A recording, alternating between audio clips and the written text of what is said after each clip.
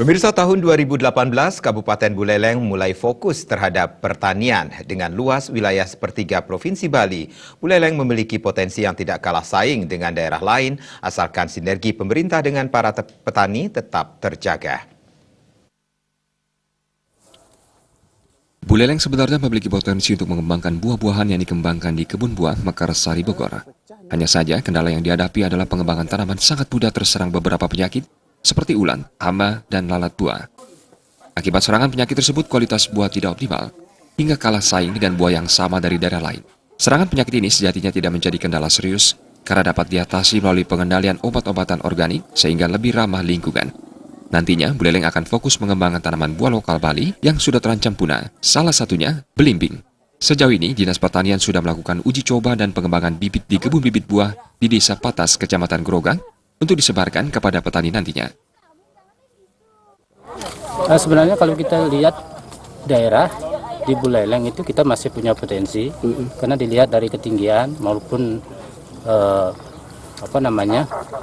habitat yang ada di Buleleng itu sangat potensial kita kembangkan buah.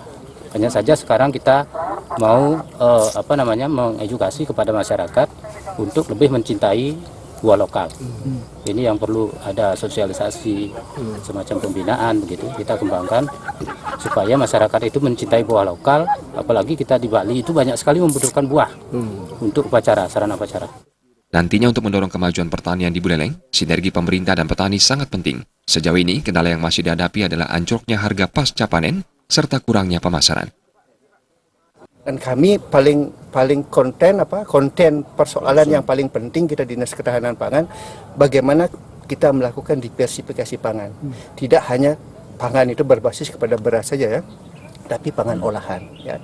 Dan berbicara pangan olahan tentu kita harus meningkatkan sumber-sumber daya di tingkat ibu-ibu rumah tangga ya.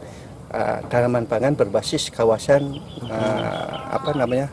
rumah tangga ya. Jadi istilahnya kawasan rumah pangan lestari itu ya. Jadi itu kita tingkatkan. Di samping untuk dia mempertahankan kebutuhannya, harga, kemudian saat mencapai harga tinggi. Kalau mereka di tingkat kawasan rumah tangga ini dia bisa mempertahankan kebutuhannya dengan dia menanam sendiri, dia mengupayakan kebutuhannya sendiri, sehingga dia aman dari kebutuhan pangannya dari sisi harga itu ya. Sejauh ini petani di Buleleng kurang mencintai buah lokal, apalagi yang harganya kurang meyakinkan. Bahkan petani lebih membiarkan lahan produktifnya terbengkalai. Komang Yuda, Bali TV.